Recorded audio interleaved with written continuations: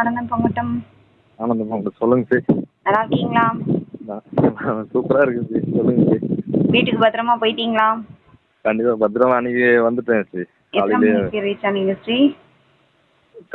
Early morning ஒரு 4 o'clock Chennai reach ஆகிட்டேன் sir. வீட்டுக்கு வந்து ஒரு 7 o'clock வந்துட்டேன்.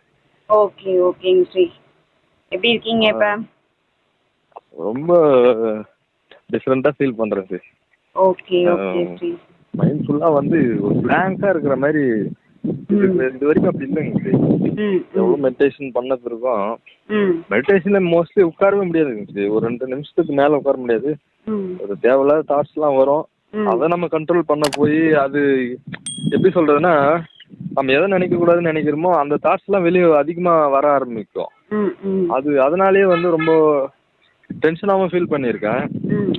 மைண்டில் வந்து ஒரு ரிலாக்ஸ்னஸ் இல்லாமல். இப்போ இந்த 2-3 டேஸாகவே வந்து எதுக்குமே ரியாக்ட் பண்ணுற அந்த ஒரு இது எண்ணமே வரலங்க சார். வீட்டில் கூட இப்போ ஒய்ஃப்க்கு கூட கோவப்பட்டால் நான் பயங்கரமாக கோவப்படுவேன். அது ஒரு ரியாக்ட் வந்து ஒரு நாள் ஃபுல்லாக கூட இருக்கும். கோவப்படுவேன். இப்போ வந்து அவங்க பேசுகிறாங்க, நான் அமைதியாக தான் நிற்கிறேன். அவங்க என்கிட்ட சொல்கிறாங்க, என்ன எதுவுமே கோவம் படல, எதுவுமே பேச மாட்டேன்றீங்க அப்படின்ற மாதிரி கேட்குறாங்க என்னையே. நானு அது ஒரு விட்னஸாவே பார்க்குறேன். அது என்னால் நல்லாவே உணர முடியுது.